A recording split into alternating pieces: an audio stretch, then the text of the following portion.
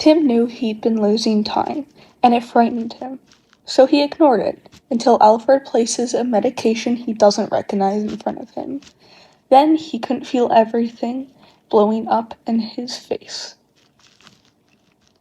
This is New Meds by Ace_Luddle. The tags are archive warnings, creator chose not to use archive warnings, fandom, Batman all media types DCU, relationships, Tim Drake and Jason Todd, Tim Drake and Dick Grayson, Tim Drake and Bruce Wayne, Tim Drake and Damian Wayne, Tim Drake and Connor Kent / Con L, Tim Drake and Alfred Pennyworth, Cassandra Cain and Tim Drake and Barbara Gordon, Tim Drake and Dick Thomas, Dick Grayson / Wally West. Characters: Tim Drake, Dick Grayson, Jason Todd, Damian Wayne, Con L, Connor Kent, Bruce Wayne, Alfred Pennyworth, Barbara Gordon, Leslie Tompkins, Stephanie Brown, Cassandra Cain, Duke Thomas, Martha Kent. Additional tags for Bat Family DCU, Tim Drake Centric, Tim Drake Needs a Hug, Tim Drake is Red Robin, Jason Todd is Red Hood, Dick Grayson is Nightwing, Damian Wayne is Robin. Hurt Tim Drake kills Joker, Tim Drake is Joker Jr., Tim Drake has DID, dissociative identity disorder, Jason Todd tries to be a good sibling, Bruce Wayne tries to be a good parent, mental health issues, dissociative identity disorder, self-harm, implied/reference child abuse, implied/reference rape /non-con, implied reference torture, implied/reference underage sex, eating disorders, bad parent Jack Drake and Janet Drake, Cassandra Cain is Black Bat, Duke Thomas is Signal, Damian Wayne has a heart, Dick Grayson tries to be a good sibling Cassandra Cain, suicide attempt, hurt/comfort, angst, bittersweet ending, Stephanie Brown is Batgirl. Chapter 1. Tim has settled into a new normal. Hood asks for help breaking up a deal. It's been 6 months. 6 months since the Justice League got Bruce back from the time stream. 6 months since Tim has last spent a night at the manor. 6 months with no interaction outside of that necessary for their night work. And Tim's okay with that. He is. It's not like he's ready to deal with Dick, and Damian hasn't improved. So maybe he misses Cass, but it's not like she's around right now. She's busy in Hong Kong. And sure, he misses Alfred's cooking, but who doesn't? Tim has a lot going on to keep himself busy anyway. Between working at Wayne Enterprise, his work as Red Robin, helping the other Bats with their casework, and helping out the Teen Titans, he has a lot on his plate. He doesn't have time to think about whatever he's feeling, and he can't think about how the moment Bruce asked him, he would come straight back to the manor, regardless of how he feels about being around Dick and Damian. But of course, he never does. Over those 6 months, Tim realized no one noticed if he got hurt. No one checked at the end of the night. No one asked. So Tim didn't tell them. Why should he? He can handle himself. So what if he goes back out with barely healed cracked ribs or stitched out gashes? No one noticed.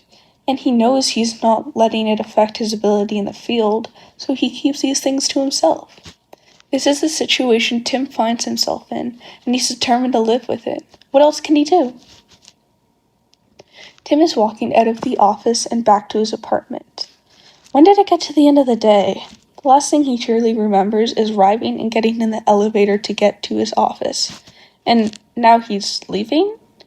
There's a blur in between the vague suggestion of things that happened, meetings he attended, but he doesn't recall living those moments. He hesitates barely a moment before continuing on his way. He must be running on less sleep than he realized. The light filters through the clouds, and as smog, Tim walks along. The clouds are threatening to rain, but when do they not? Thankfully, he makes it inside and out to his apartment before the skies truly open up. He is not looking forward to having to go back out there for a patrol later tonight. Oh well, that's a later problem. The problem right now is food. Tim checks his cupboards and finds a pack of ramen, which he sets to boil, and a protein bar that he forces down as he waits for the ramen to be ready. He doesn't know why, but lately it's taken more effort than he thinks it should to keeping himself fed. He might know why if he let himself think about it, but he doesn't want to. Tim stares blankly at the boiling ramen as he swallows down the last of his protein bar. He lets his mind race over what he needs doing tonight. Standard patrol, unless someone needed him. He's been to the cave recently, so he doesn't need to go tonight. And then, after patrol, he has to go over a handful of cases he took charge of last time he stopped by the cave. Tim, still deep in thought, goes through the motions of taking the ramen off the heat, draining it, and sitting down to eat. He almost startles upon realizing he is sitting at his table and halfway through eating. It's only his heavily enforced, ironclad control over his outward reactions that saves him. He pushes down the unease and finishes doing the motions of his evening. Once Tim is suited up in the nest under his apartment, he puts in his comms. "Hey Oracle, Red Robin reporting for the night." "Hey Red, Hood is looking for you. Think you can meet him on the edge of Crime Alley?" comes the response. Tim bites back a sigh. He's not sure why, seeing as he's forgiven Red Hood, but there are some nights he just doesn't want to be around him. "Sure, tell him I'm 15 minutes out." With that, he's off. His bike rumbles under him as he races towards the alley. 12 minutes later, the bike is parked hidden nearby, and Tim grapples onto the roof of the building near the outer edges of Crime Alley. He grapples closer and comes to a stop on a building he knows Red Hood will find him at. Hood doesn't leave him waiting long. He shows up barely 2 minutes later. Tim turns to face him at the soft sound of boots hitting the floor. "Replacement." Hood's mechanical voice grates on Tim's senses, but he's confident he hides the reaction. "Hood!" They both stand and watch each other for a moment, frozen in place, unsure of how to move forward. Hood breaks before Tim. "I've got a deal going on in the warehouse over that way in about an hour. You good for it?" Tim considers for a moment. "What do you know?" Hood stares at him with a blank helmet before responding. "Just 20 or so, 10 locals and 10 metropolitans. It's some kind of handoff. The two of us should be good." Even with that voice, Hood manages to sound dismissive. Tim just rolls his eyes and gestures for Hood to lead the way. The two of them grapple across the rooftops, Tim's following Hood's lead until they reach a warehouse. It's always a warehouse. They stop across the street and watch from the shadows as the second group shows up. There's 10 of them, and they're not doing a good job at keeping low profile as they glance around suspiciously, looking up and down the streets and sneaking into the building. Tim looks to Hood, who nods, and together they grapple to the roof of the warehouse and crash through the skylight. Both groups turn towards the noise, Gothamites reacting faster than the others to cover their heads from the raining glass. The group from Metropolis took the glass straight to the face, with them being disorientated. Hood and Tim focus on disabling the Gotham goons. Tim lets loose a few bullets, hitting some of them in the wrist and kneecaps. About 4 of them go down under his fire. Tim snaps out his bow staff, whacking those closest to him, wrist, abdomen, elbow. 2 more have dropped their guns. 1 stumbles back, winded. Hood has stepped in close to the group and is plummeting 2 more as they try their absolute best to land a hit on him. Tim refocuses on those around him. A few swings to the head, and 2 of them are knocked on the ground unconscious. Tim turns to take over the 2 last Gothamites just as the Metropolitans recover. Hood steps back to aim at them, rubber bullets hitting their masks. Tim blocks the next couple of punches aimed towards him, then brings his staff down on an arm extended towards him. He hears his satisfying snap, before immediately pivoting to whip the staff in the other guy's side. Tim faces Metropolitans, only to see that those still on their feet have dropped their weapons and their hands raised in surrender. He snorts. They are not prepared for Gotham. "You good to round up, Hood?" Hood doesn't look at him, waving over his shoulder. Yeah, figure out what they are handing over." Tim glances over the warehouse. It's full of crates. Unfortunately, many of them are empty. However, from the way Gothamites are carefully avoiding looking at the back right corner, that seems to be a good place to start. It only takes a few minutes of searching to find the filled crates. There are 4 crates full of vials of fear toxin. Fear toxin in Metropolis with Superman. That's a disaster waiting to happen. Tim heads back to Hood just as he binds up the last person. Fear toxin, back there. There's 4 crates full of it. Tim sucks a harsh breath. I should let B know so that he can keep an eye on Scarecrow and pass on to Superman some stuff we were looking at to get their hands on the stuff. Hood nods and looks back to the group of bound men gathered on the floor. Guess that means I'm on handover. Tim grunts. Oh well, off you go.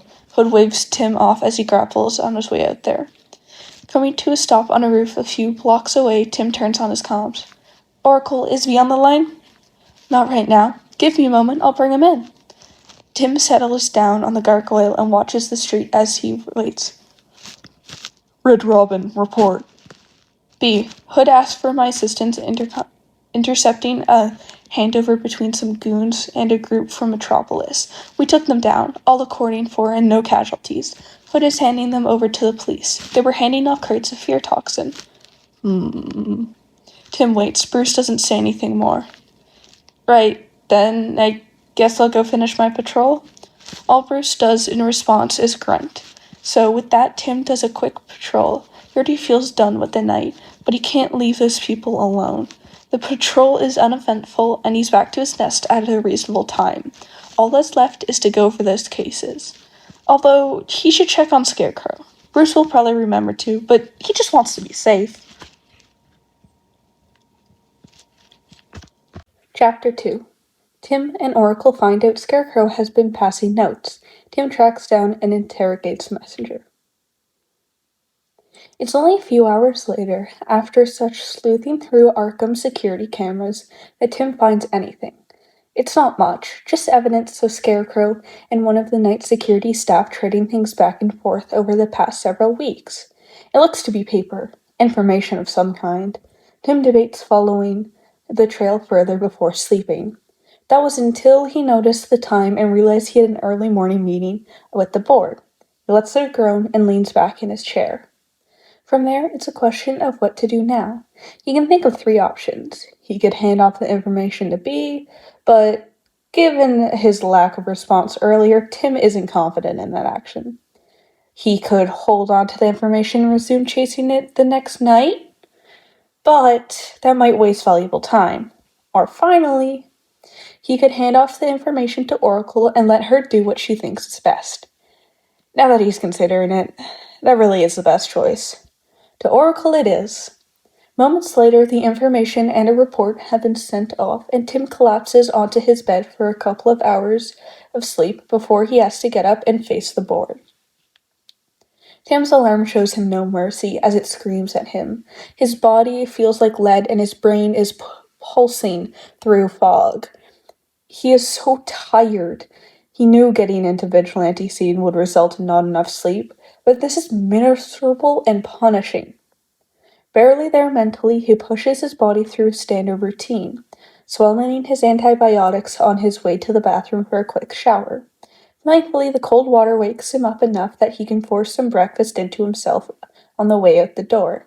Tim uses the walk to WE building to haul into the mask of Timothy Drake Wayne, needed to handle the stuffy board members. Soon enough, Tim finds himself outside the front doors and takes a deep breath. A light smile plastered on his face. Tim walks in, ready to face the new day. Later that night, preparing for an evening's work, Tim notices a message from Babs. He goes over what she found. The worker Scarecrow was passing notes through was one Mr. Clarence Bell, and he lives in Bowery. Tim can work with that. He suits up and rides out there, ready for an interrogation. Not long after, Tim is perched on a rooftop staring down at a lit but obscured window. He knows he has the right one, and it's lit, which must mean that Belle is home. Tim shakes his head. This isn't the time for hesitation. At the thought, Tim grapples over to land on the fire escape outside Belle's window. Crouching down, Tim manages to crack open the window with minimal noise. Carefully, he tweaks aside the curtains and looks around. There's no one in the immediate room he enters into, but he can see shadows moving and hears noises coming from the door to the left. Tim creeps slowly and pushes the door slowly to see Clarence Bell at his stove. Quickly and quietly, Tim comes up behind him and pulls out his bow staff in one smooth moment. Don't scream. His voice comes off harsh and low. What is Scarecrow planning? Bell freezes before lifting his empty hands and turning to face Tim. What are you talking about? The man is guilty and not great at hiding it. He stutters, and refusal to look at Tim's face don't speak well of him. Don't bullshit me. You've been his messenger. You know something. Bell swallows harshly and finally looks in Tim's face. A terrifying grin breaks across his face as he leans as close as the staff will allow him. You're too late. He got out an hour ago. You can't stop him.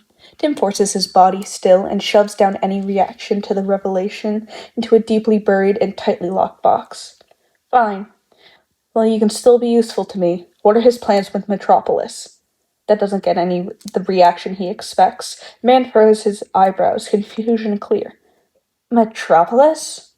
A group of Metropolitans met with some men here and got them to collect crates of fear toxin. What was the plan once it got to Metropolis? Bell subconsciously leans back, slightly as he frowns. I don't think Scarecrow knows about that. I could obviously be wrong. At least I know nothing. After a few moments, he grins again and states, I think you're gonna have plenty of problems here soon enough that you shouldn't be worrying about that right now. Tim simply rolls his eyes and flicks the bow staff around to smack Bell on the back of his head, letting him fall to the floor. As he starts the process of binding him, Tim speaks into his comms. Oracle, can you check on Arkham? We have a claim that Scarecrow's out. Tim hoists the now bound and still unconscious man over his shoulder. He'll simply drop him in an ally nearby and leave a tip to the police to pick him up. Even if they can't get anything on him, it'll get him out of the system for a while. As soon as he drops Bell off and is making his way back to the rooftops, he hears Oracle take a sharp breath in. The claim is correct. He's gone. I'll let everyone know. Bee and Robin are still in the Batcave. They'll probably want to meet there. Tim simply sighs. Fine, I'll start heading that way. So he does. Tim makes his way to where he stored his bike and starts riding towards the nearest entrance to the Batcave. He's just started the ride when he hears Bee's voice come through the comms. Scarecrow has broken out of Arkham. Please all report to the Batcave for briefing. Tim simply rolls his eyes and keeps riding. He'll be there soon enough. Tim pulls up, and as he dismounts, he hears the roar of Hood's bike coming up behind him.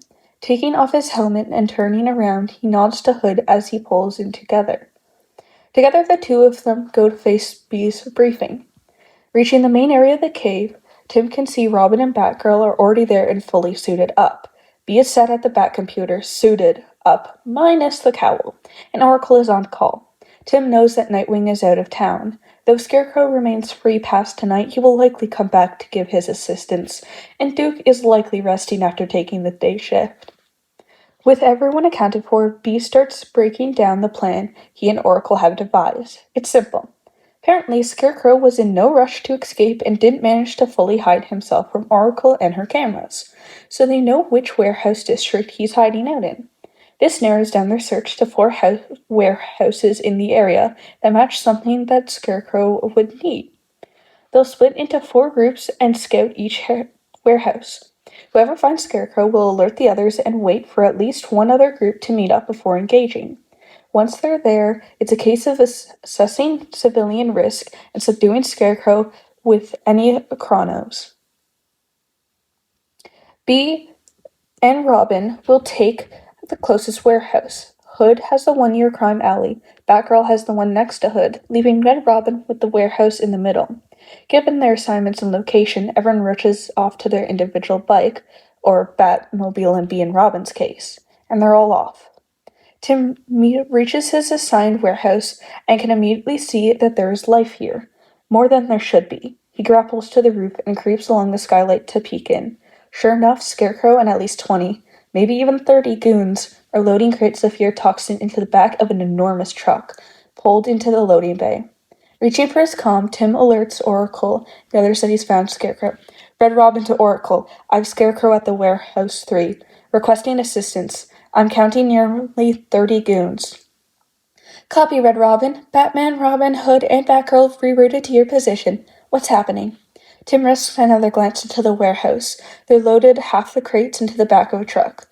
Loading crates into what I assume to be fear toxin into a truck inside the warehouse.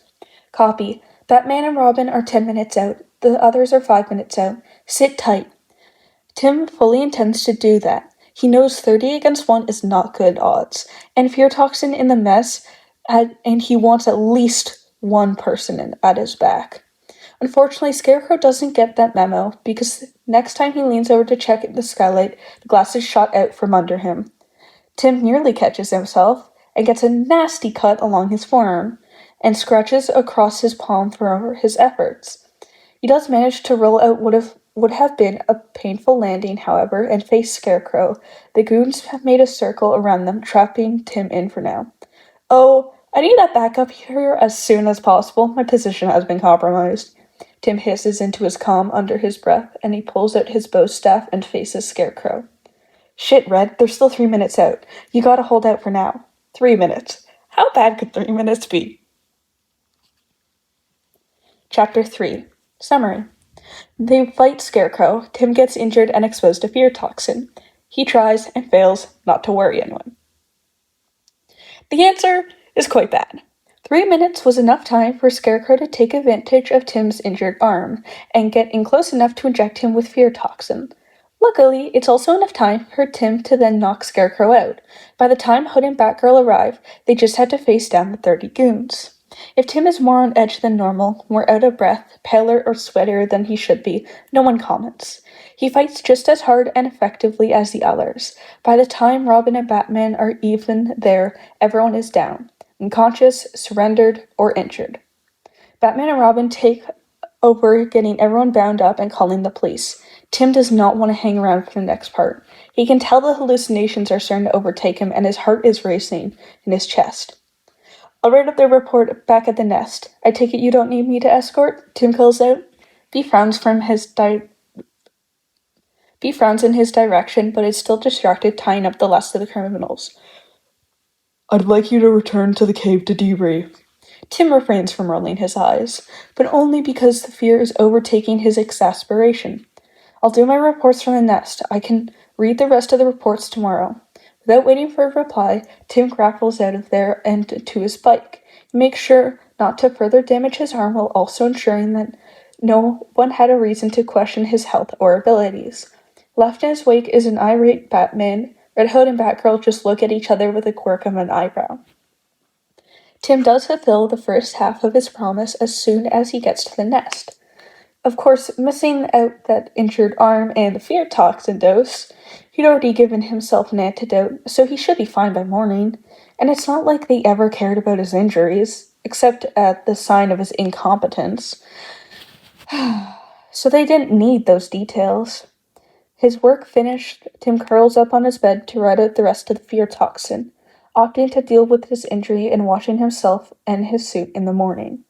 As the night wears on, the racing of his heart and the hallucinations continue, even increasing.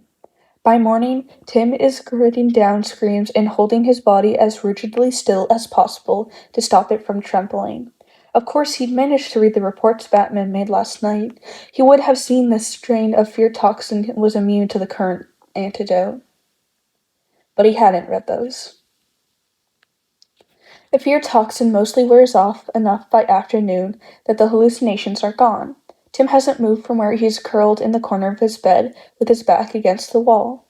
He didn't react to his phone ringing as Wayne Enterprise office tried to get a hold of him after not showing up for work, or the shorter buses of notifications coming from B trying to pull out from last night. Even with his heart still racing, Tim's body is so exhausted that he finally falls into a restless sleep once the hallucinations have gone. While he sleeps, infection settles into the gash on his arm. Without a spleen and not taking the precautions he needed, it dug its claws in quickly. That is how Bruce finds him 2 days later, feverish and barely coherent, dry blood on the sheets from his arm, which is red and inflamed. His racing heart had finally settled enough to be close to normal, but he barely had the strength and presence of mind to get himself a glass of water twice over those 3 days. Bruce had been getting worried after hearing that Tim hadn't shown up to the office in 3 days and knew that Oracle hadn't heard from him in just as long. He decided he could risk his son's anger at disturbing him in his home if it meant reassuring himself that his son was alive. Tim came into the lounge and saw Tim's bloodied red robin suit, his brows furrowed. He didn't remember any injuries in Tim's report, and it was very unlikely of him to leave the vigilante gear lying around in his apartment. His heart ticked up a pace as he crossed to Tim's bedroom. He knocks, and after receiving no response, he enters Tim's room. Tim looks terrible, and Bruce freezes in place for a long moment, until Tim groans and shifts in his fever. Seeing proof that he is alive and needs assistance, Bruce pulls out his phone and immediately dials Alfred. Alfred picks up at the second ring. "What can I do for you, Master Bruce?" Bruce leans down and scoops Tim's into his arm. "I'm bringing Tim back to the manor. He has an infection." "Very well, Master Bruce. I will prepare the antibiotics. Am I to assure that he needs fluids as well?" Tim brushes Tim's hair off his forehead and feels the heat radiating off him as he hurries to carry him out of his own apartment. "Yes." "Of course. I will have everything ready when you get here." Bruce reaches the door of Tim's apartment and hesitates. He doesn't feel comfortable leaving the Red Robin gear visible, but he doesn't want to risk taking the time to properly hide it. Deciding on a middle ground, he quickly gathered everything he could find in a bag that he closed and carried out to the car with him and Tim in his arms. Bruce did not obey a single speed limit as he rushed home. He kept glancing at Tim in the back seat. Tim looked so pale and limp, he kept whimpering. Finally, they skid to a stop right outside the front doors of the manor, and Bruce hurries to carry Tim aside, and then to the med bay in the back cave. As promised, Alfred has his fluids and antibiotics ready to go. His face pinches at the sight of Tim in Bruce's arms. The boy always puts on such a brave face. To see him so vulnerable, even unconscious, feels wrong. Alfred mentally shakes away the thoughts to focus on the immediate treatment as Bruce gently lays the boy on the cot. Once the IVs are set up, running fluids and antibiotics into Tim, Alfred tries to draw Bruce away. "Master Bruce, I can assure you that you need to return the car to its proper place." Bruce tries to wave him off in favor of staying with Tim. "Master Bruce, I can assure you nothing is going to change if you take 5 minutes to put away the car. He will neither improve nor deteriorate in that time, and if you were to do so, I would be sure to notify you." Bruce moves to ignore him once more, only to be caught by Alfred's glare. Fine. Any changes, let me know immediately." With that, he turns around and goes back to the manor at a speed that was not quite rushing. As Alfred predicted, nothing changed in the time it took for the car to be properly put away. For the next hour, Bruce sat in the chair at the cot's side. Alfred pottered around, first cleaning the back cave, then moving up to the manor to clean upstairs. Tim came back down to the cave at an hour mark to check on Tim. When still nothing had improved, Alfred frowned slightly. His fever should have started going down, at least. Well, there wasn't much to do except keep giving him antibiotics and keeping an eye on it. Should it get worse or persist until the next day, they might have to get in contact with Miss Tompkins. "Master Bruce, might I suggest you contact Mr. Fox and inform him of Master Timothy's condition?" Bruce jumped slightly from where he'd been pretending to work at his tablet. Yes. Yes, of course." Satisfied, Alfred turned to leave once more, only to stop in the doorway. "I do believe Master Dick will be bringing Master Damien and Duke home from school very soon. Should I inform them that you are down here?" "Please do." Alfred nods and resumes his path back to the manor. "Thank you, Alfred." With his back to Bruce, Alfred allows a small smile to cross his face. 20 minutes later, Bruce has called Lucius Fox and told him that Tim is sick and will not be at work for another week. Just as he settled back down, he hears 2 sets of footsteps coming towards him. First Dick, then Duke come into the room to check on Tim. What happened? Dick asks. I can only guess, as there is nothing about an injury in any of his reports, but he hasn't been seen out or talked to Oracle since we took down Scarecrow, so that's when I would assume he got the injury. It has since become infected. He will not be seen as either civilian or Red Robin since. Then I felt it necessary to check on him. I'm glad I did. Both boys pale at the thought of what might have happened if no one checked on Tim. I need to go on patrol. Please keep me updated on how he's doing. Duke looks like he would much rather stay here and keep an eye on Tim. But he knew that Tim wouldn't be alone, and he knew he would be better use in the field right now. Leave Alfred to take care of Tim. Of course, Duke. Be safe, Bruce calls out as Duke leaves to get ready for patrol. Dick, on the other hand, settles into the other chair in the room. The two of them stay and keep watch over Tim. Alright, that's going to be the first part of New Meds. It's the first 3 chapters. I hope you enjoyed. I'm really excited about pod picking this. I really enjoyed it. It was really fun. It was very, very well written, as you'll see. And yeah, that's all. Anyway, once again, thank you for listening. Have a good day.